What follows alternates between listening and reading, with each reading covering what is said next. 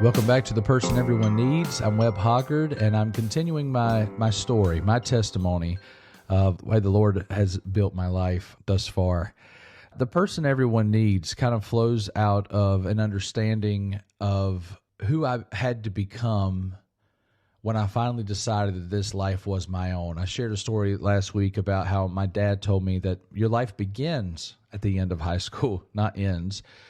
And so I remember the idea growing up that, like, enjoy your childhood, because, you know, when you become an adult, all things are worse. Well, I have found for myself that my life got a lot better when it became my own destiny, my own decisions, my own life to live.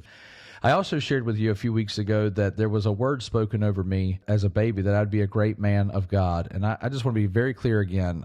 I'm not bringing that up to, like, give me any accolades. I want to show you how that became significant in my life. I knew that I was called to be in ministry. I knew that I felt the Lord nudging me that direction. I knew that's when I came the most alive, and I knew that's what I felt like God was telling me to do. But when I got to the end of my high school season, that was the place where I was in my darkest depression and full of sin and all those kinds of things. And so I knew I wasn't worthy to be a minister of God.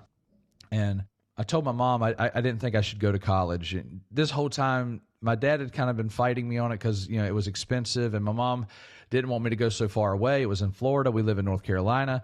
And so I remember thinking to myself, like, okay, well, they're not going to encourage me to go. So I remember going to my mom. I knew she'd be on my side about this. I told her, I said, I just don't think it's right for me to go. I don't think I'm ready. I don't think this is good. And so I was backing out of my calling at that point because apparently I appreciated my darkness so much I didn't even care to ever be obedient to the Lord. So it was in this moment, we were in the front yard. Mom was cutting grass. I stopped her. I'm crying in the front yard. I'm about to head to Southeastern, start to pack. And I said, Mama, I can't go. And I said, I'm just not supposed to be. And she said, son, you have to go, which I never expected her to say that because I don't think she wanted me to be that far away. Maybe she did because I was a terror at that particular point. But she said, Webb, you have to go. And I said, no, Ma, I'm just not the kind of person that should be a minister. I can't go. And she said, Webb, you have to go. The Lord has called you, and you know that He's called you. And I said, I know, but I'm not the man for this. I'm not good enough. I'm not a great enough man. And my mom looked at me in that moment, and she said, Webb, you were born that great man. When we took you to be dedicated as a baby, the Holy Spirit spoke a prophetic word over you that you would be a great man of God and that thousands would be led to the Lord because of who you are.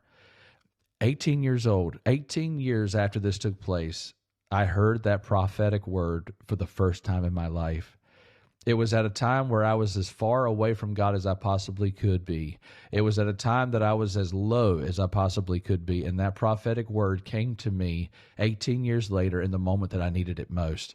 My mom told me that. It inspired me to pick up and go.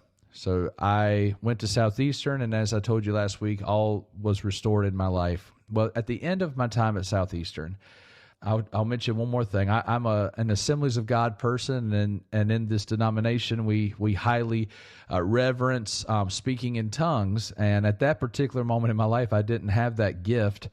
And so I felt like I was less than all the other people going out. And so when I left, the president of the college gave me a letter of recommendation. So I just knew that Joel Osteen was going to call me, and I was going to get to take over Lakewood eventually.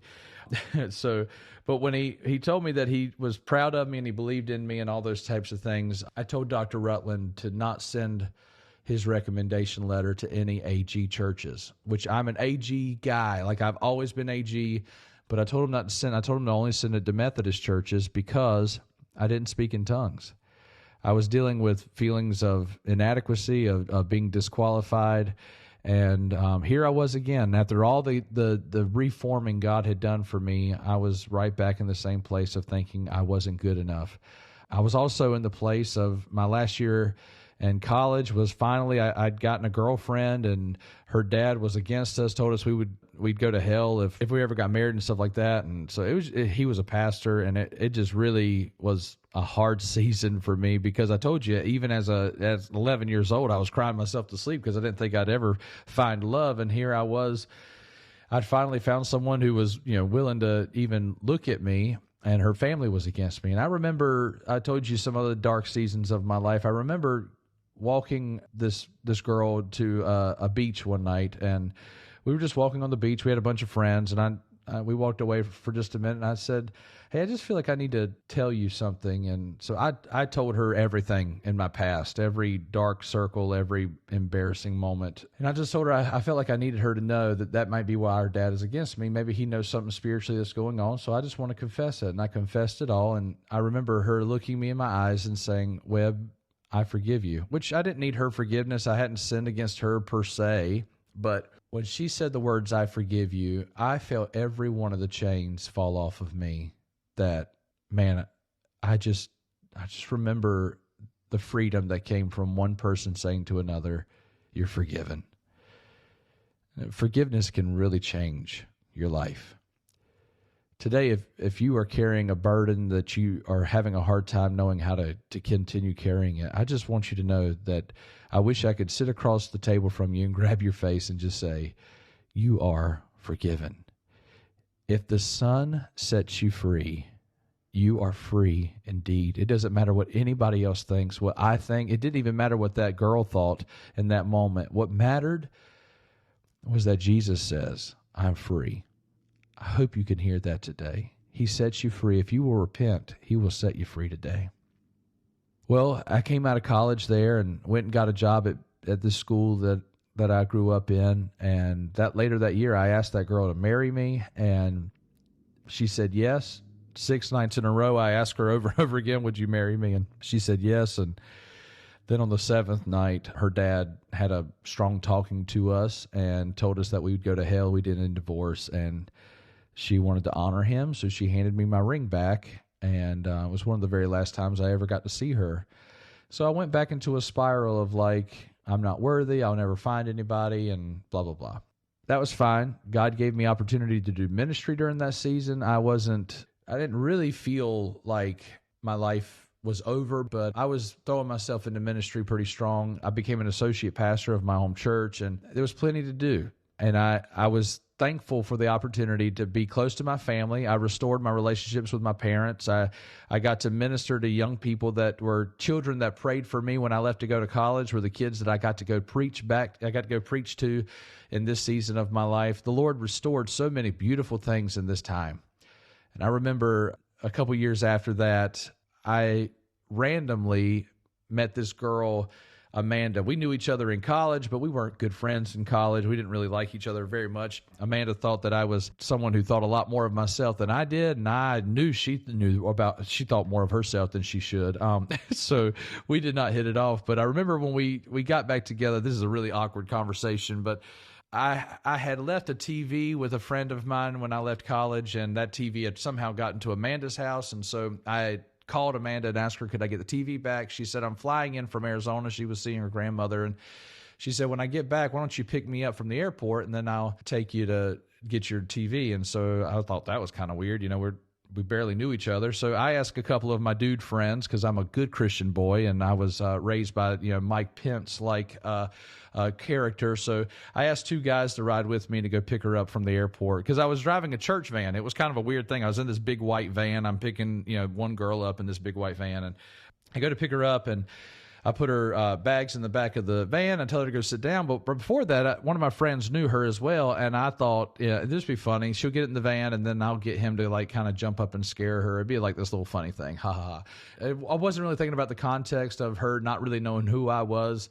She's getting in a van. There's already 2 dudes in it. It's, this weird big white van. Anyways, it's an uncomfortable story. And so I'm trying to set it up now to try to, just make her nervous or whatever. So I'm driving down the road in Orlando, and I said to her, hey, Amanda, how loud do you scream?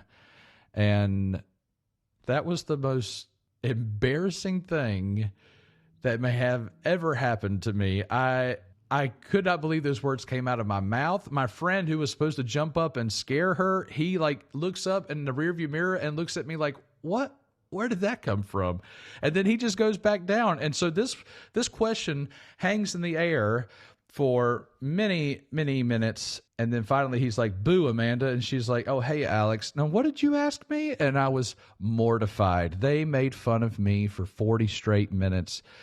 And what it ended up doing was it humiliated me so much that I think it made Amanda feel sorry for me. So we started texting a little bit after that. That was early 2010. Little by little, a relationship started. And it was just a few months after that, she asked me, she said, "Webb, what are your intentions with me?" And I was like, "I don't have any. I just want to be friends. We're both in ministry. Let's encourage one another." And she said, "I've got plenty of friends. So if you don't want to move forward, let's stop." So she was very forthright with me.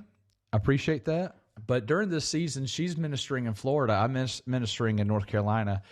And a word is spoken over her in one of her services that she will meet a great man of God, that God is maturing a great man of God for her. She had, at this point, never dated anyone, so it was pretty significant. So as we're talking or whatever, one night I tell her about my story, and I tell her about the significance of that prophetic word that I got when I was a child, and I told her that the Lord said I would be a great man of God. Now, I know that's generic. That's not a huge deal to most of us, but for Amanda, that was a sign. She had just heard that word that God was making for her a great man of God, and I just brought it up. I had no idea that that was a part of her story, and so she began to believe that the Lord was going to bring us together, and I was very distracted at this particular time in my life, so I didn't think much of it, and I remember caring very much about her, but not knowing exactly how God was going to bring all that together. So I wanted to bring that up to say two things. Number one, the prophetic word spoken over to me when I was about 6 weeks old, it significantly changed the future of my life twice. One, when I went to Southeastern, and two, it was a confirmation for the woman that would become my wife and the mother of my 3 boys. It became a confirmation for her that I was the man that God had been setting aside for her. We would get married. I remember that was 2010. I remember at the Christmas of 2010, I remember looking up at the stars on Christmas Day, and I said, "God, I don't mean to ask too much, but I'm tired of being alone. Would you please bring me somebody?" And I would like to never spend a Christmas alone again. And then I said, "Lord, but I know that's a tall order. That's only a year away." And I said, "You know what? No, Lord, I know you're able to do it. So please hear me. I'm not saying you can't do it. I'm just saying I know it's a high order." Amanda sent me a letter in January. We started dating in March. We got married in September. And I remember sitting in our house in Bertie County when we put our Christmas tree up, and we just held each other and wept because of the many years we had been alone.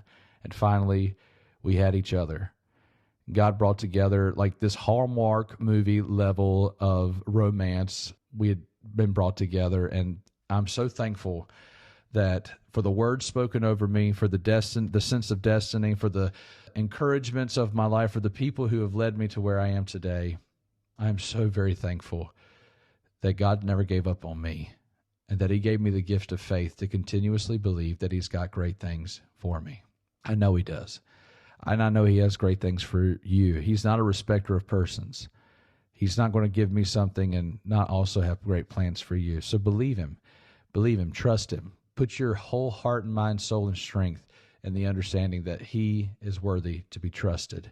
He's going to take care of you. I'd like to end this podcast with just a brief prayer over your life. Can I do that? Lord, whoever it is that's listening right now, God, I know you have plans for them. You have plans to prosper them. You have plans to bless them. You have great plans.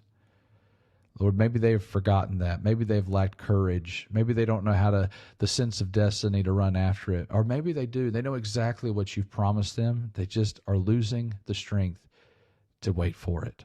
God, I pray that you would help them believe again, see again, trust again, that you're bringing to pass the very things that you've promised them. We know you have great plans for them. I pray that you would remind them again that they are a person that everyone needs, and that we need them to be full of faith. We need them to be full of life, and you're able to do that. Restore to them today, Lord, an attitude of gratitude. And I thank you that you can do that in your mighty name. Amen.